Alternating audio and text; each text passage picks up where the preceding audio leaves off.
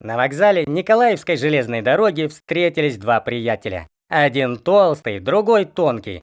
Толстый только что пообедал на вокзале, и губы его, подернутые маслом, лоснились, как спелые вишни. Пахло от него хересом и флёр-д'оранжем. Тонкий же только что вышел из вагона и был навьючен чемоданами, узлами и картонками. Пахло от него ветчиной и кофейной гущей.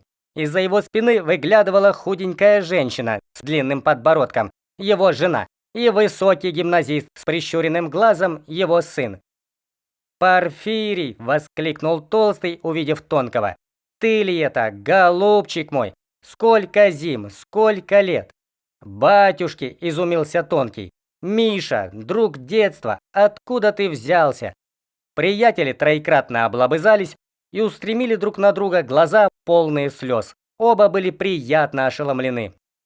«Милый мой», — начал тонкий после лобызания, — «вот не ожидал, вот сюрприз. Ну да погляди же на меня хорошенько, такой же красавец, как и был, такой же душонок и щеголь. Ах ты, Господи! Ну что же ты, богат, женат? Я уже женат, как видишь.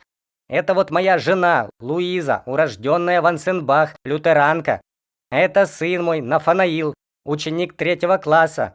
Это Нафаня, друг моего детства, в гимназии вместе учились». Нафанаил немного подумал и снял шапку. «В гимназии вместе учились», — продолжал тонкий. «Помнишь, как тебя дразнили? Тебя дразнили Геростратом за то, что ты казенную книжку папироской прожег, а меня Эфиальтом за то, что я ябедничать любил. Хо-хо, детьми были. Не бойся, Нафаня, подойди к нему поближе. Это моя жена, урожденная Ванценбах, лютеранка». Нафанаил немного подумал и спрятался за спину отца. «Ну как живешь, друг?» — спросил толстый, восторженно глядя на друга. «Служишь где? Дослужился?»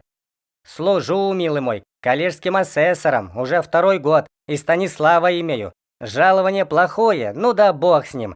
Жена уроки музыки дает, я портсигары приватно из дерева делаю. Отличные портсигары, по рублю за штуку продаю. Если кто берет 10 штук и более, тому, понимаешь, уступка. Пробавляемся кое-как.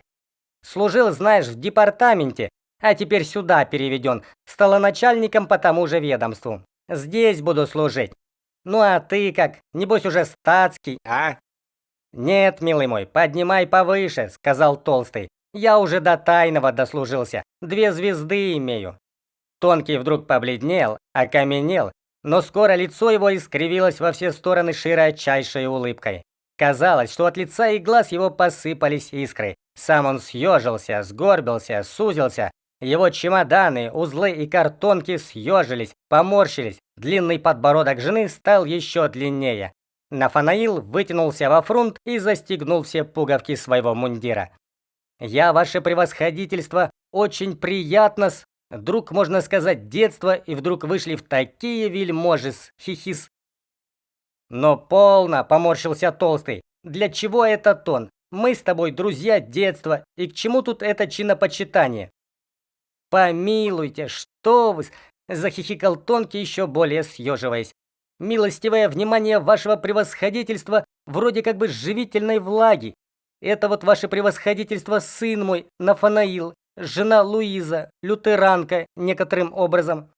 Толстый хотел было возразить что-то, но на лице у тонкого было написано столько благоговения, сладости и почитательной кислоты, что тайного советника стошнило. Он отвернулся от тонкого и подал ему на прощание руку.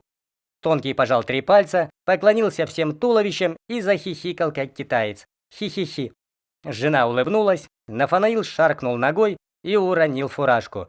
Все трое были приятно ошеломлены.